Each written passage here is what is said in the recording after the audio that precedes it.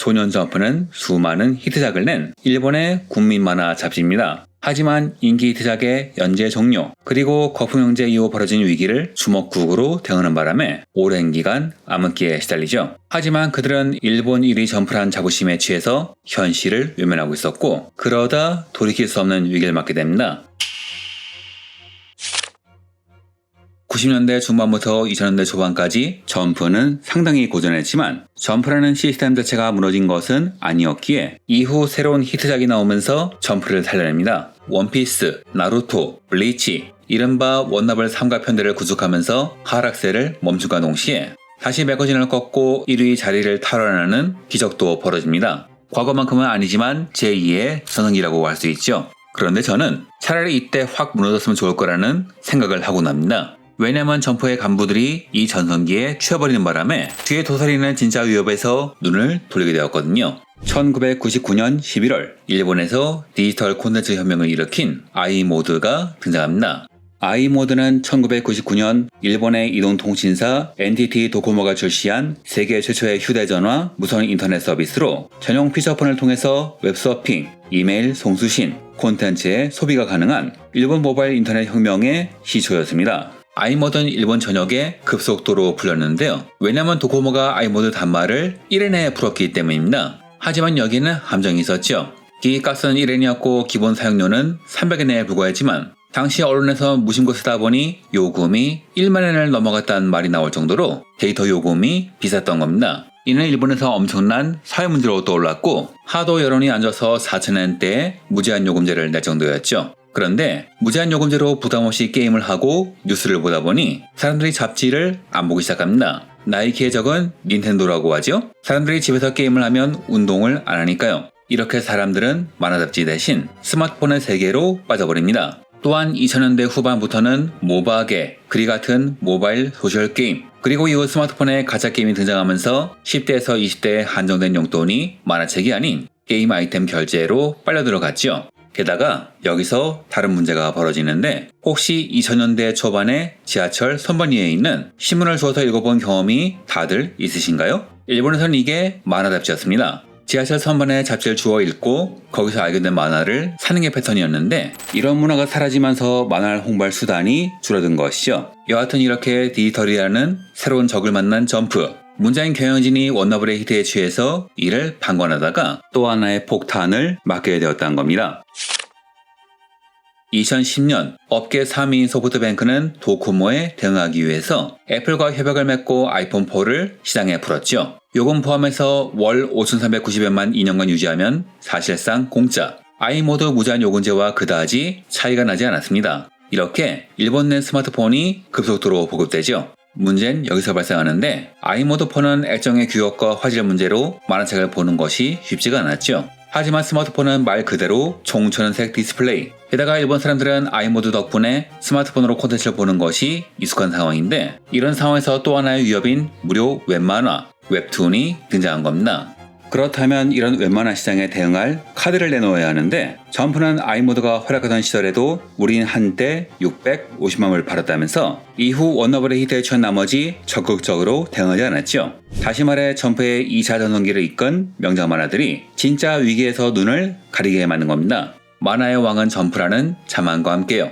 하지만 진짜 문제는 다른 데 있었습니다. 소년 점프는 10대 소년들이 독자층입니다. 그런데 저출산이 심해지면서 독자가 줄어드는 와중에 스마트폰의 웹툰으로 만화에 입문하는 사람들이 나오기 시작한 거죠. 한국에서 종이 만화파와 웹툰파가 갈리는 이유는 웹툰으로 만화를 처음 본 사람들이 가로 스크롤 만화에 익숙하지 않기 때문입니다. 일본에서도 이런 일이 똑같이 벌어졌죠. 게다가 점프는 200엔이지만 웹툰은 무료. 종이 만화를 보면서 자란 세대란 모를까. 웹툰부터 보면 자라는 아이들은 굳이 점프에 눈길을 주지 않았죠. 이런 상황에서 출판 만화 대국 일본에서는 종이 만화의 이탈이 더디게 나타났기에 점프를 포함한 여러 회사들의 대응이 늦어졌습니다. 그리고 앞서 말한 여러 가지 점프의 실책으로 인해서 히트작의 탄생이 점점 줄어들어 버리죠. 그래서 한때 점프는 원피스만 팔리는 잡지라고 불렸습니다. 이러자 점프는 그나마 남아있는 독자층을 묶어두기 위해서 원피스를 부각시키는 마케팅에 집중했는데 일반적이라면 잡지가 기대하는 신작이 표지에 나오게 되지만 원피스에 집중하면서 신작이 나오든 말든 원피스만 표지내는 바람에 많은 수작이 제대로 주목받지도 못하고 사라져 버렸습니다. 즉 디지털 시대에 대응하지 못한 셈인데 이에 살아남기에 원피스에만 매달린 셈이죠.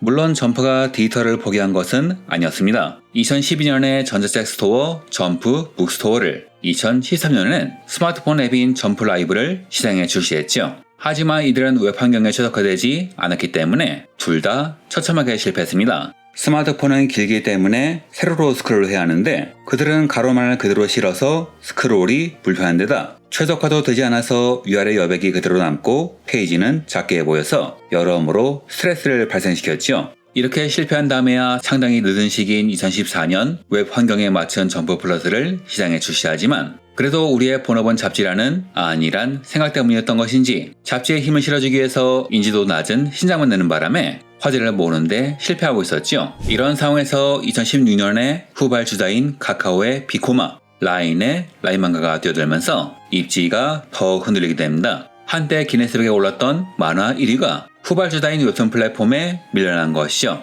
이때 점프 플러스를 구원한 사람이 나옵니다. 명작 파이어펀치를 발굴한 담당 편집자 린 시에이. 파이어펀치는 큰 화제를 모으면서 점프 플러스를 구원했고 마찬가지로 그가 담당한 종말의 하렘이 엄청난 화제를 모으면서 점프 플러스는 주류 플랫폼으로 떠오르게 됩니다.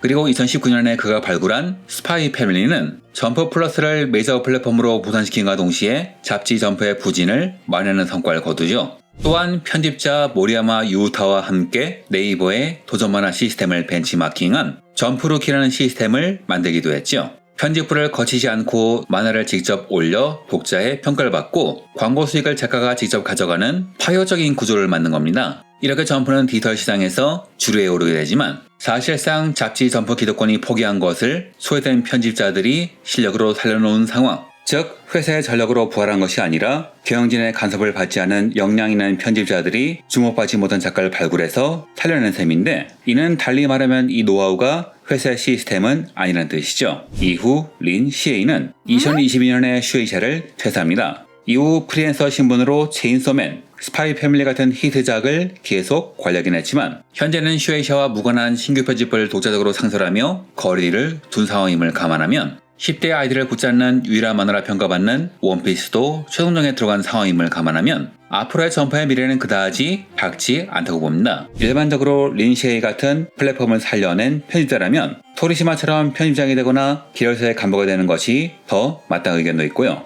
그렇다면 점프는 무너질까요? 그건 아닐 겁니다. 지금 점프, 정확히는 슈에이샤의 수익은 높은 퀄리티의 애니메이션과의 시너지에서 나오거든요. 과거엔 잡지 연재가 메인이고 애니메이션은 홍보수단이었다면 지금은 귀멸의 칼날, 주술회전, 체인소맨 같은 압도적 자본과 기술력이 들어간 높은 퀄리티의 애니메이션이 전 세계적 신드롬을 일으키고 그게 단행본을 홍보하는 구조로 바뀌었습니다. 특히 코로나 때 이 전략이 잘 먹히는 바람에 귀멸의 칼날은 연재 종료 이후에도 판매가 계속 늘어 누계 1억 5천만 부를 돌파하는 기적을 보여줬죠. 과거엔 잡지를 팔아서 만화 홍보했다면 지금은 유보테이블, 마파 같은 애니메이션 제작사와 함께 제작위원회 투자자로 참여해 영상화 판권, 굿즈, 글로벌 OTT 방영권, 그리고 게이머 수익까지 쓸어 담는 구조가 된 겁니다. 단행본은 작가에게 인세를 지급해야 하지만 이런 수익은 고스란히 회사의 것이기 때문에 수익성은 더욱 좋아진 상황이죠. 즉 종이잡지 점프는 그 자체로 돈을 버는 상품이 아니라 거대한 IP를 발굴하기 위한 테스트베드로 역할이 바뀐 겁니다. 그러니 소년점프란 잡지의 미래는 불투명하지만 지금의 슈에이샤는 출판사를 넘어 거대한 IP 관리 기업으로 진화한 상태니 기업의 미래는 별탈이 없지 않을까 싶네요. 한마디로 잡지 소년점프는 몰락했지만 점프만의 수익성은 박단 이야기입니다. 다만 점프가 안정적이라고 해도 안 해도 될 실수를 했다는 것은 변하지 않습니다. 당장의 매출을 위해서 단기적인 정책을 취했다가 나중에 후폭풍으로 받는 일이 너무나 많았죠. 점프 플러스도 결국 린시에이 등 개인의 능력으로 살아났다는 평가를 받고 있는데 문제는 대기업은 한 사람의 감에만 의존하면 안 된다는 겁니다. 여러 사람이 시스템을 활용해서 살려야죠. 즉 슈에이샤가 또다시 특정 히트작이나 스타 편집자 한 명에만 모든 것을 의존한다면 제2의 암흑기가 올 수도 있지 않을까요? 여러분은 어떻게 보시나요? 이상 지식공장장의 지식공장이었습니다. 감사합니다.